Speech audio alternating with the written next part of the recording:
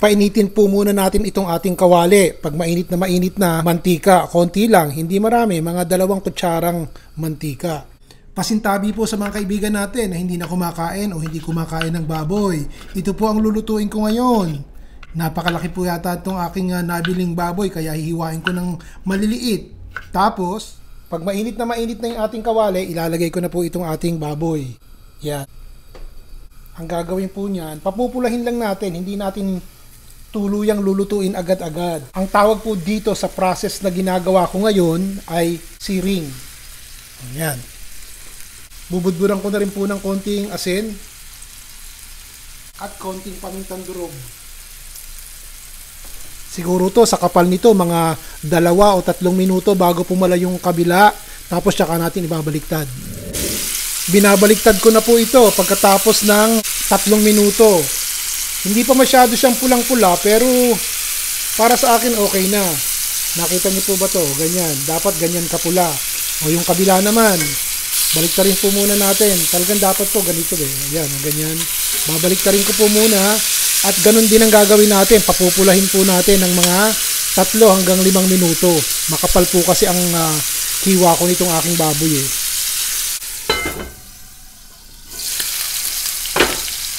Palagay ko okay na po ito. 10 minuto ko pong pinabaliktad-baliktad itong ating baboy at makapal ang hiwa. Dapat po ganyan.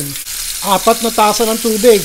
Siyempre po palalambutin natin kaya marami kong tubig na ilalagay. Baka nga kulang pa ito eh. Pero sa ngayon 4 na tasa po ang inilagay ko. 2 kutsarang patis, 2 kutsarang toyo, dahon ng laurel. Isasara po natin, pakukuluin natin hanggang sa lumambot-lambot na po yung ating baboy.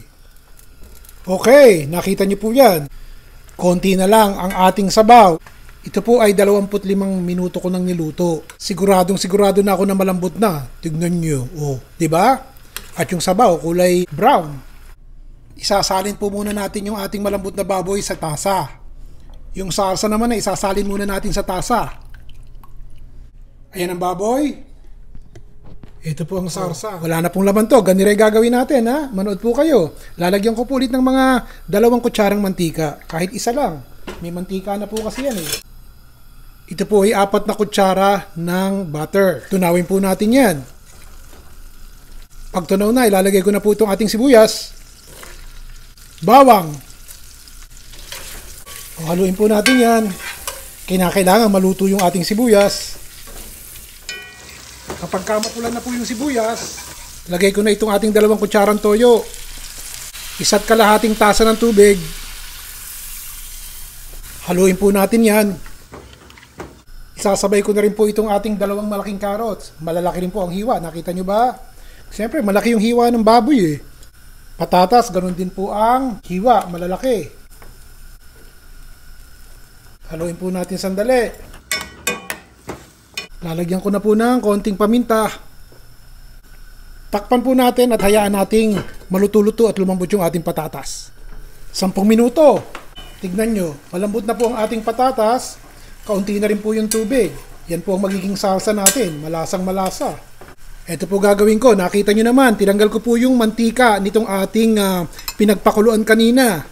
Para hindi masyadong mamantika. Ilalagay ko na po.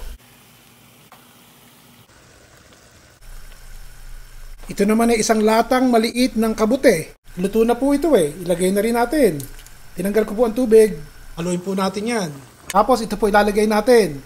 Isang lata ng kabute. Hinahanap po natin ang apoy. Katamtaman lang.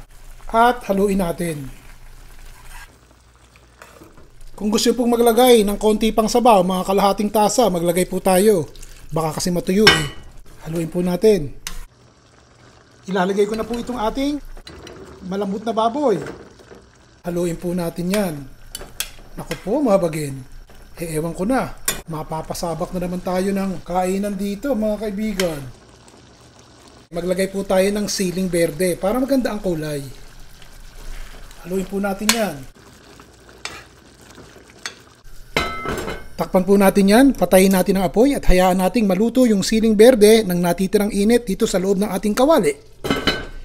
Sana po yung magustuhan nyo. Pasintabi po sa mga kaibigan natin na hindi na kumakain ng baboy. Salamat po. Susunod ulit, Ron Bilaro po.